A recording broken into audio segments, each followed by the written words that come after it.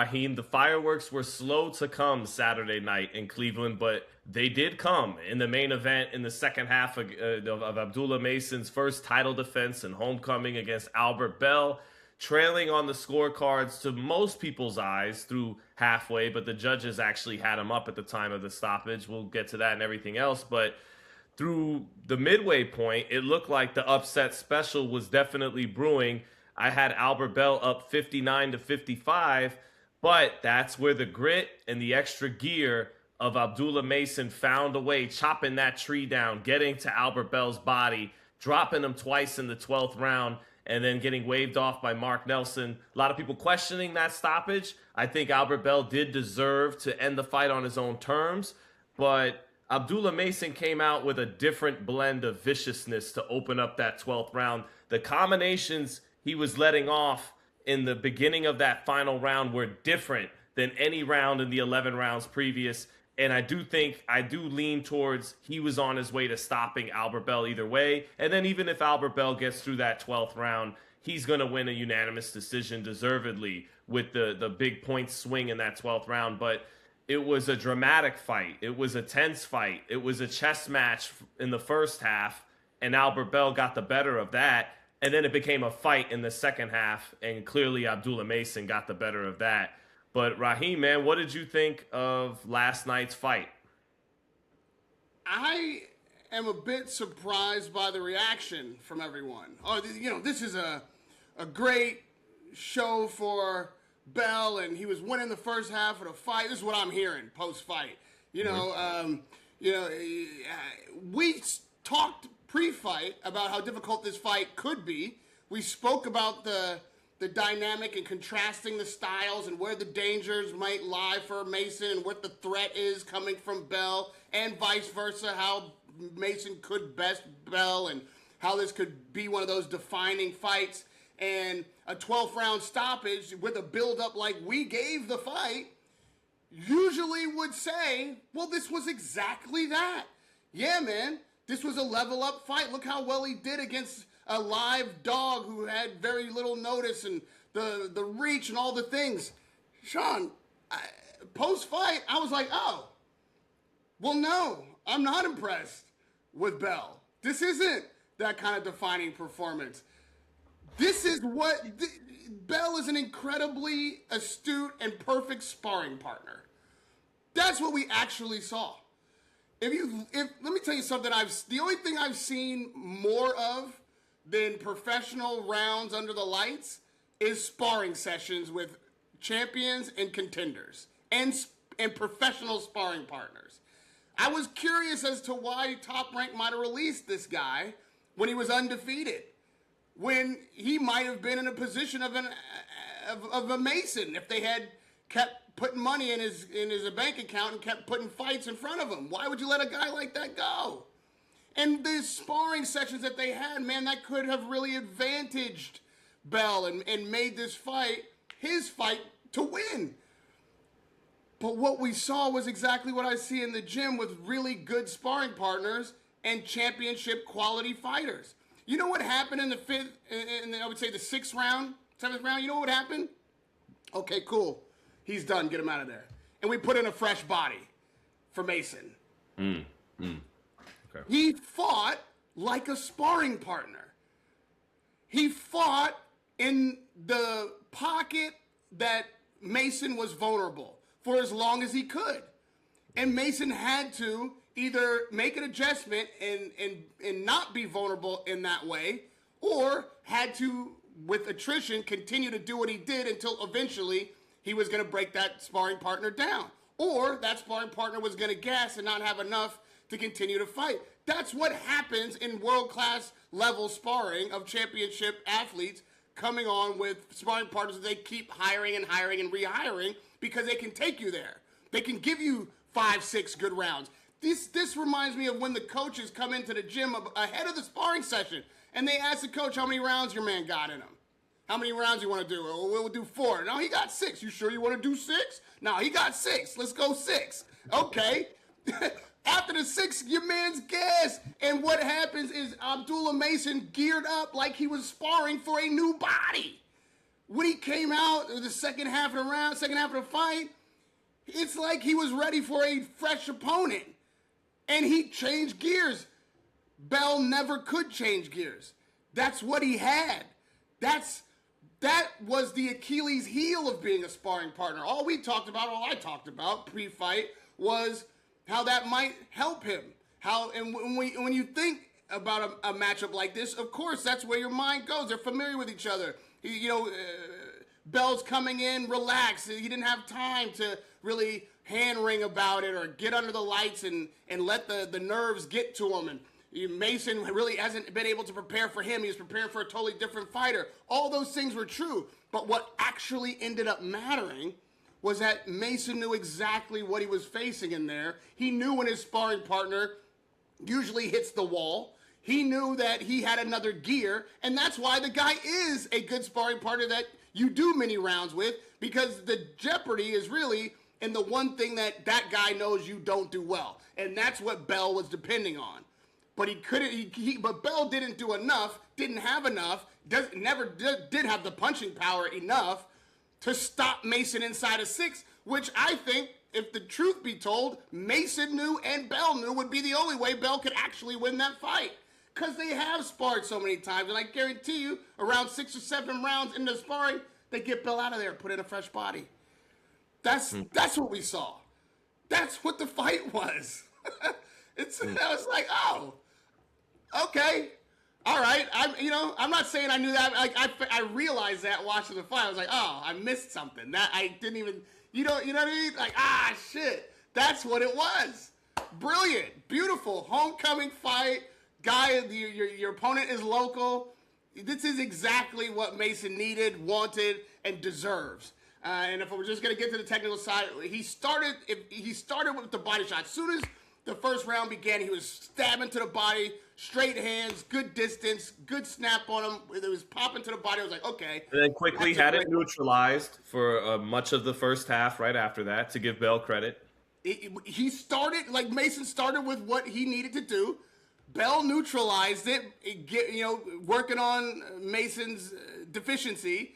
And then Mason came on. I wish I could make...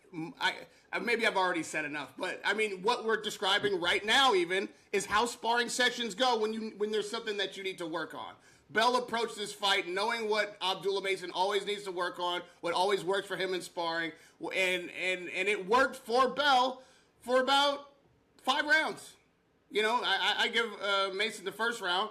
And then after that, for a stretch, Bell was able to do his thing, and then as if there was a script, and when there wasn't, but as if there was a script, Mason, I believe, knew what he needed to do and based that on what had happened many times in the gym prior. Okay, so that is what I was going to fire away at you. And again, that keen eye for everything you just said was, of course, forged in the fires of the Wild Card Gym in Hollywood, Los Angeles. So shout out to the great Radio Raheem. But what I wanted to throw back your way is I was on the fence about that. And for much of so first, to give Bell his technical credit, he's not loading up on shots. And through the first half of the fight, he looks quicker and he's able to get off combinations better than Abdullah Mason, who continues to throw, as Tim Bradley said before the fight, the fastball every time. He throws everything at full speed, full power. And if he can change the speeds on his punches and learn how to probe and touch here and there to set up harder shots and feint and make them and throw his jab in different ways, because he's a little front foot heavy when he throws that jab, then he's going to get much better. And this is the kind of seasoning and skills you hope he gradually is taking away from these assignments, so he can put it all together and reach his potential, which is, to the skies. His potential, it's vast.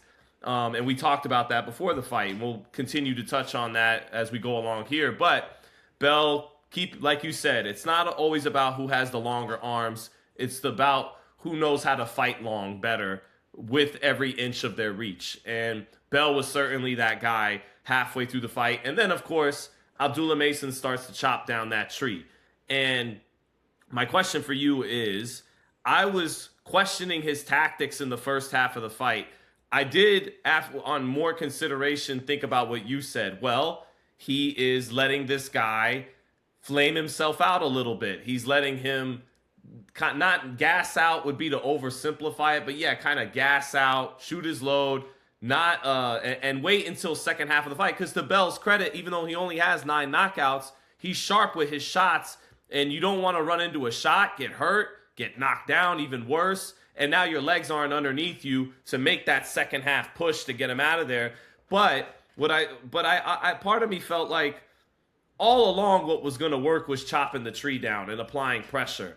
And Mason didn't do that for long stretches of the first half of the fight and got behind the 8 ball doing it. And I saw him at times think about putting the high guard on, applying the pressure, and then, or applying the pressure, not always necessarily needing the high guard, but applying the pressure. But then he'd take a step at a long range where he was getting outboxed, drop his lead hand, and seemingly want to set a trap when he doesn't have that yet, like a Gervonta Davis, who could have a much shorter reach than a Ryan Garcia, but set a trap and eventually pop shot him with a big left hand and drop him. It looked like in spots that's what Mason wanted to do. He wanted to set a trap. He didn't want to be one note with pressure, but I thought in this fight he could have got it done sooner, just doing what was always going to work.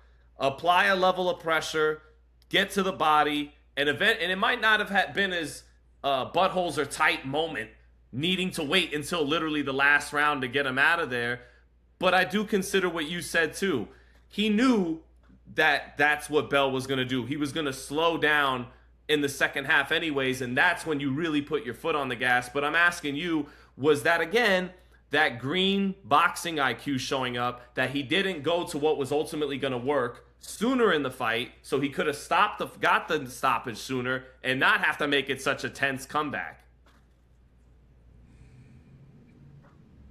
The corner did have tight buttholes, because they were watching this fight objectively, knowing that we're in a world-class championship fight and Abdullah could be losing rounds based on what they see. In the post-fight, you'll have to remember that Mason said that when he was told, oh, we're losing rounds, you got to go in there, you might need to get a knockout to win this thing. He was like, what? How? Mason thought he was winning rounds, and he wasn't. He wasn't, but he thought he was. The reason he thought he was is because this fight was going exactly as he expected, because it was going how the sparring sessions go. And because he's so familiar with those sessions and everything's happening the way he's expecting, in his mind, he's winning. And he wasn't winning rounds. But he was that comfortable with what was going on, which is why he wasn't pressing in the way that you talk about. Like Canelo Khan? He knows, what's that? Like Canelo Khan, kind of? Well, I mean, where it's like, Canelo, you're losing rounds, but he seems, I'm going to keep it very specific to this one before I start making analogies to other fights, because I thoroughly enjoyed this fight more so afterwards when I was thinking about it than when I was watching it. Because as these revelations come to me, I'm having aha moments. And I had a couple during the fight, right? One thing that I absolutely detest, I cannot stand, I fucking hate about DAZN is running these commercials between rounds. I want to hear what's happening in the corner. That's part of the fight. That's part of the fan enjoyment. That's part of the analysis. It's part of the entertainment. That is part of the fight. There's the corner talk is the benefit you get for paying for a subscription, and this wasn't a pay-per-view, but when you do pay for pay-per-view, that's part of what you're paying for. That's part of what I can't get when I'm ringside. So one benefit I'd have from watching shows when I'm not there is I'm supposed to be able to at least be able to hear the corner, see angles, see replays that I don't get to see live. You're stripping the fans of part of the value of watching the show, watching the fight on your platform. You can't run fucking commercials on a subscription platform. You can't take that part of the fight away from us. And it was stealing that part of the analysis away from me. I want to hear what they're saying. That's a little side mission, but somebody please clip that out and send it to DAZN. Like, honestly, what do you guys want from us? Can we see the whole fight, please? When he believes he's winning the fight, it's because he knows that this man is going to hit the wall like he always does. And he's not pressing. and he's not letting Bell do what Bell's doing. Don't get me wrong. He's not just allowing it, but his confidence comes from knowing so many times how this is going and how it's going to go. And the moment where Bell could have become world champion, could have been the guy that takes the moment, grabs it with both hands, and becomes the story of the night, story of the holiday, was when Mason expected him to hit the wall for him to be able to switch gears and go up like Mason's never seen him do before. That's when a fighter's like, well, you've never faced a guy like me this is generally what you'll hear at a press conference. You never seen a guy do what I do before. We in the press will ask, what do you do that he's never seen before? This kind of thing. Well, the comfort that Mason was feeling, so much so that he thought he was winning the fight, was because he didn't believe that he was going to see anything from Bell that he hasn't seen before. And when his corner told him that he was behind and he needed the knockout, he's like, oh, so we switch gears now? Let me tell you something else that happens in sparring sessions. In the corner, your trainer will tell you, okay, turn it up. Get him out of there. We need a fresh body. And you go in there and make the sparring partner quit. Or make the sparring partner say, yeah, no mas. And they put somebody else in. No shame. That's what you do in sparring. That's why you have partners that push you in a certain way that makes you better, but then also that you're better than, and you can get them out of there, and now you have to have enough engine to deal with somebody who's fresh, but also not good as you. He was able, Mason, to switch the momentum of the fight on instruction. That's how actually comfortable and in control he was. With that said, I don't think he could have made that switch earlier in the fight because of what Bell was doing, effectively, but was confident that he would be able, in Mason, to win this fight in the second half, if not on the cards, because of what he's seen Bell do every time before then. And it all came true. So I'm not actually giving Mason as much credit for this win as I said he deserved before the fight if he did win. Or as much credit as other people are giving him. In fact, I'm saying you will learn well from this fight. This is a sparring session version of a world championship title defense. It's exactly, I believe, what he needed. I hope when they go back and watch the tape, they'll look at it from that perspective. Like, okay, in a championship fight, you switch that gear as soon as you can. Like, where can you learn from this, like you would learn in a sparring session from a repetition in a championship level environment? It's a great experience. It's the perfect homecoming fight, a 12th round stoppage. We do have to talk about that stoppage, though. We can even talk about the scorecards, which I don't agree with. But all in, this was a fantastic show for Abdullah Mason. And actually, I think he's going to get more credit than he deserves for the win. And I think Bell's going to get more credit than he deserves for his effort. That may be an unpopular opinion, man. It may be. But maybe after you hear it and think about it this way, it'll make sense to you. That's what we actually saw. This wasn't some incredible challenge from Bell or overcoming adversity from Mason. This is what they do. I would love to, you know what? Like, people want you to run the tape on me predicting the booth fight correctly for the 2 days before. But correctly, and I told you Sean was gonna run. I was like, don't give it to him. Let him fucking. You don't trust us. Fuck him. You know what I mean? I want to see the sparring sessions between Mason and Bell, and $1 to a dime, my last penny, I will bet you, look exactly like that fight.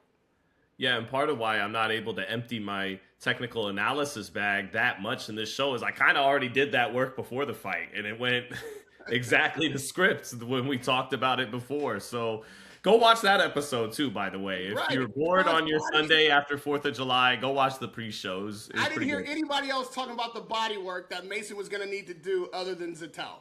Yeah. And I listen to other people. I like fucking, like, you know, after we do our show, I see what everybody else has said. And, you know, I respect other shows. Sean nailed it. Nobody had that take, and that was the key. He had to put water in that basement and drown him. And that's what Mason did. That's what Abdullah did. But he... you know, it's funny. Even before the fight, I have Mason's brother's number, right? His oldest brother who works the corner of Amir.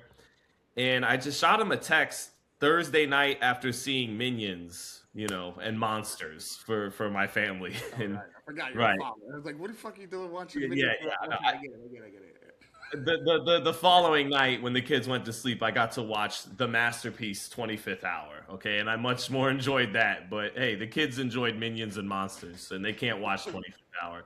Anyways, I texted Amir. I said, "Hey man, just thinking about the fight," and he eventually hit me back the next day, and I was tempted to get on the phone with him and say, "Hey man, just so you know, like the less violent this fight is, the more of a chess match it is, the more it's going to favor Albert Bell, and he knows that, and that's why he's being so nice to your little brother. He's letting sleeping dogs lie, okay, and not doing anything to piss him off. Very savvy by the veteran Albert Bell, right?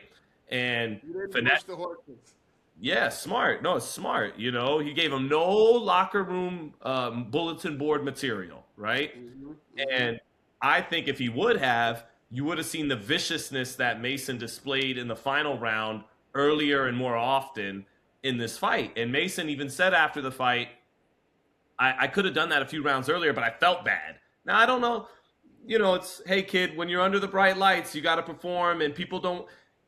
You'll get away with saying that because in the end all was well and you stopped them. But imagine if you wouldn't have. That would have been a horrible excuse. But you know when you feel bad for washing a guy too early? When he's your sparring partner. You don't put it on him like that. That's why he's a sparring partner. You pay him to come in there. Why are you doing that to him? That's what James Toney used to do to people. It's fucked up. Like, why are you doing that?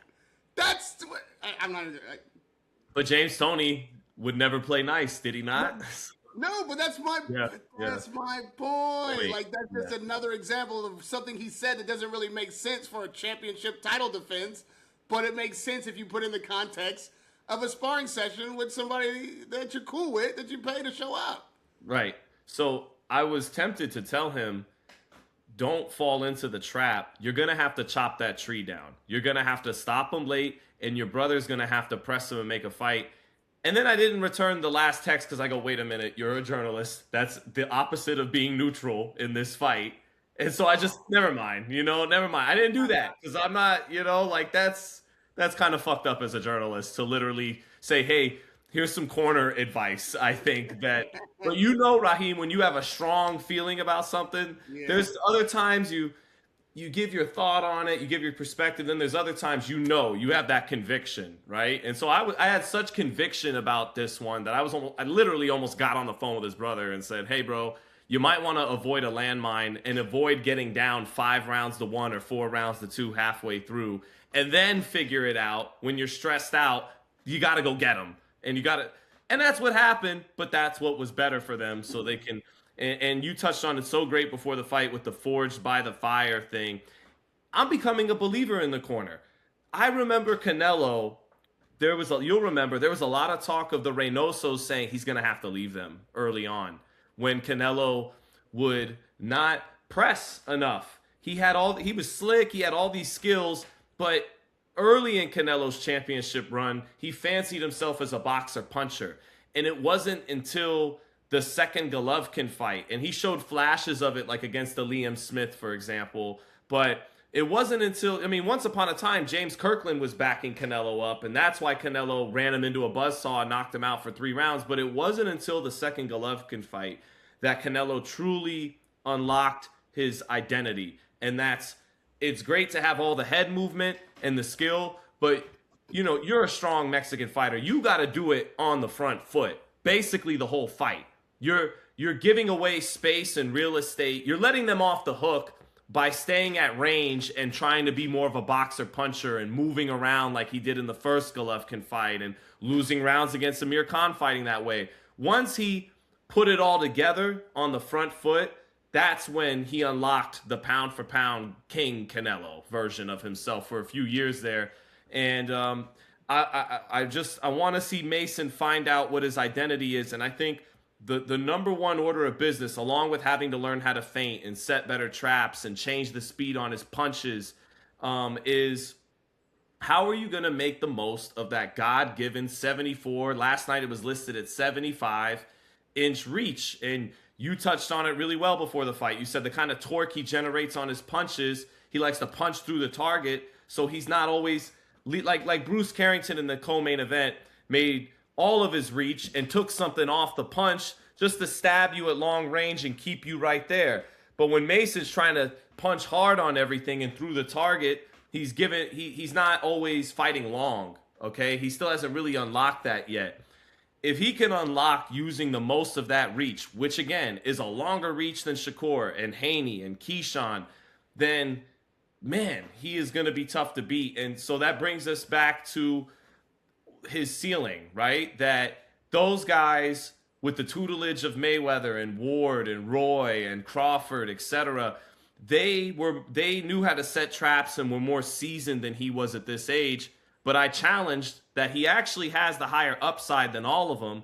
And if he can get through these fights unscathed without losing that O, and continue to accumulate knowledge, and anyway, back to the corner part too, I'm becoming a believer in them because they're getting forged by fire too, Raheem. And I see the dad and the brothers, I see them coming along in the corner with their IQ, just like Abdullah Mason is coming along in the corner in the IQ. But without all those well-established mentors behind them, with them having to get it from the mud themselves, the question is, can they accumulate it over the next 5 years and get to the finish line of polish without having a misstep like they almost kind of had last night? And if they get there, can Abdullah surpass all those guys?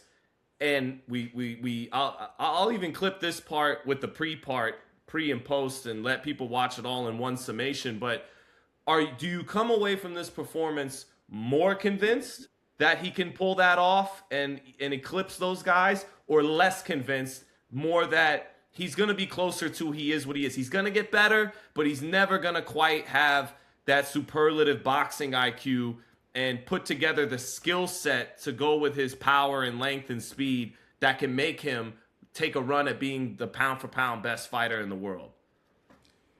The fact that you point to the corner and they're forging by fire is an excellent observation. And while it was my quote, I didn't apply it to them. That's exactly what just happened. They are in the corner, more deserving of more credit for what they were able to do in this fight than Abdullah Mason himself, because I've already explained to you why I think that this was a lot easier night for him than it appeared, and why. But for the corner to recognize what was happening in his head, then tell him what they needed to tell him so that he would switch gears when gears needed to be switched. And I mean, right there in the 11th hour, almost the fight got away from him, and that he could.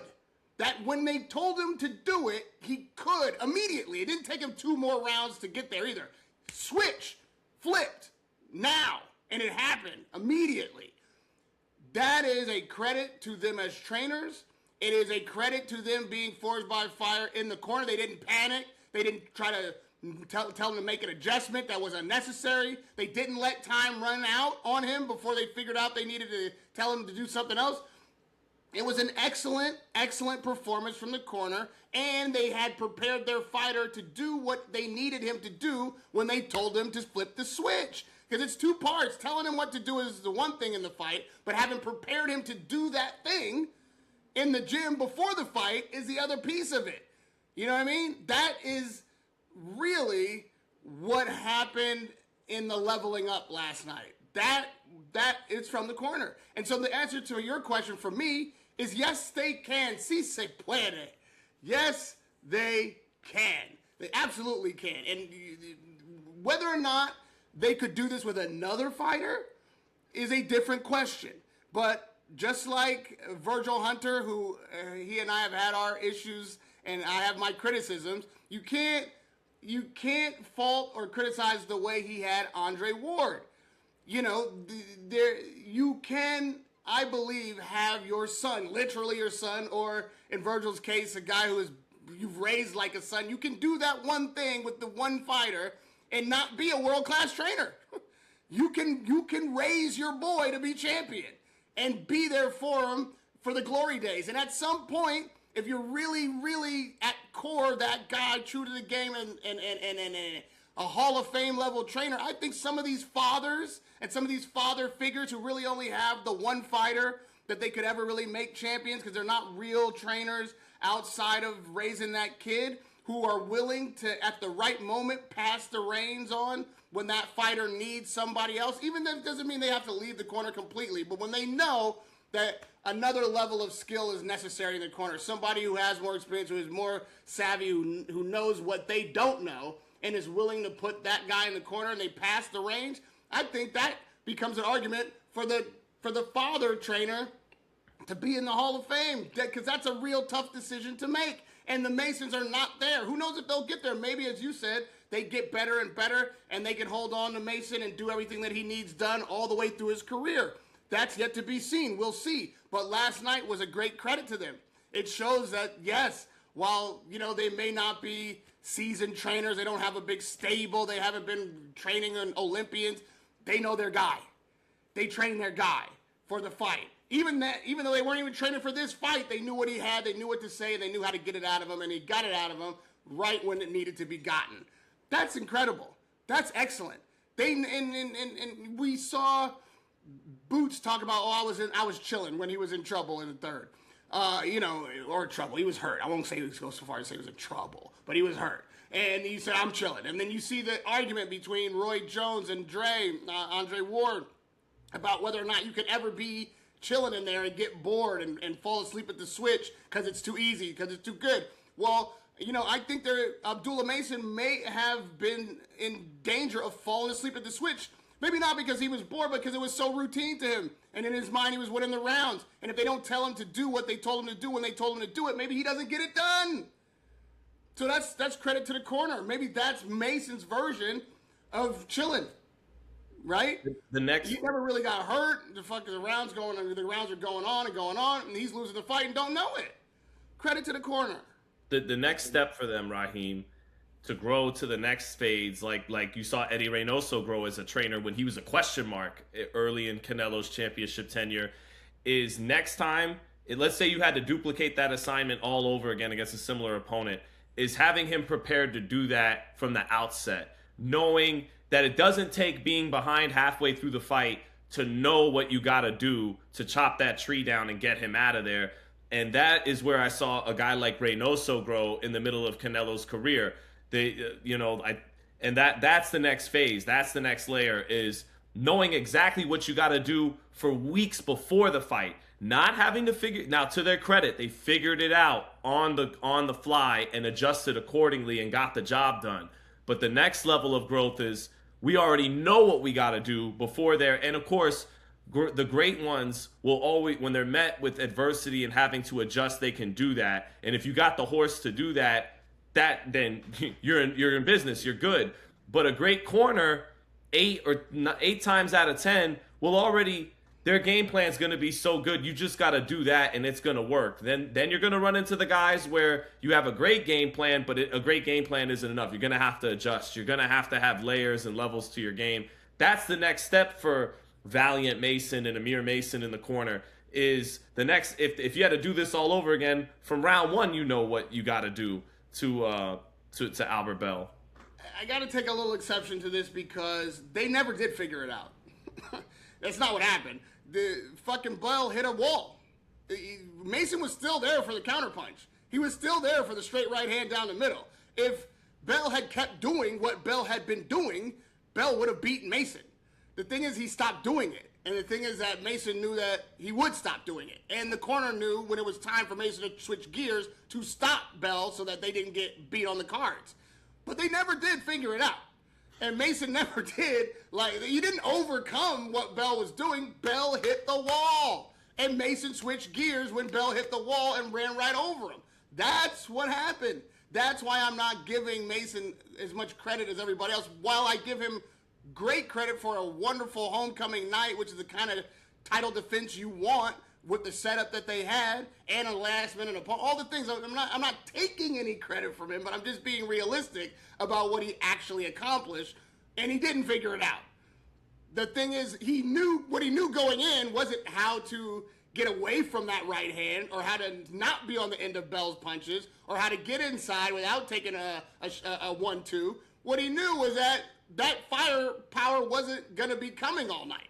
That he was, I won't say he was waiting it out, but he was trying to get around it. It wasn't working, but he knew eventually that he basically overwhelmed Bell when Bell stopped pushing back. When Bell stopped his offense, Mason came on. That's different than figuring it out. The corner didn't tell him, oh, this is how you get around that, or this is how you neutralize that. They just won because he outlasted the opponent, and he overcame him with the same shit he was doing for the first half of the fight. It just wasn't working in the first half of the fight. I do think, though, okay, it kind of was working. It was body shots, you're putting that in the bank, but you understand what I'm saying. He got to him. He eventually went back to what worked in the first 10 seconds of the fight, and that was using more of his reach to stab the body, to neutralize Bell. And I think even though he was getting hit a fair bit and touched up in this fight, one reason his face was pretty clean after is because Bell doesn't punch that hard, although he was dangerous and frisky in the first half of the fight, and that did keep Mason from getting overzealous. But I also think Mason's defense is getting better. You saw some defensive maneuvers on the front foot. He's still figuring it out, but he started to shut down Albert Bell's counterpunching more as the fight went on. He started to catch shots and give enough defensive nuance, and that's why he didn't just go here all night long. But he switched it up enough, caught some shots, started moving his head, even shoulder rolled on the front foot a little bit, and made Albert Bell less accurate, went back to using his length a little bit better, and he'll have to keep, again, I'm beating a dead horse, but he'll have to keep learning how to do that better as time goes on, and went back to the long stabbing body shots. And then eventually he was able to close the gap and then really get leverage on him and start beating the body up, and brought some left hands up top. And so, he grew a little bit before our eyes. But I want to close by, because I'm so long-winded, I forgot to get you back to the original point because we talked about the corners. Are you more or less convinced that when he gets to be the age of these other champions ahead of him, Shakur's 28 and Devin's 27, Keyshawn's 27, Tank's obviously 31 going on 32. Do you think when he gets to his finished product, are you more convinced that he can be even a little bit better than those guys, or less convinced?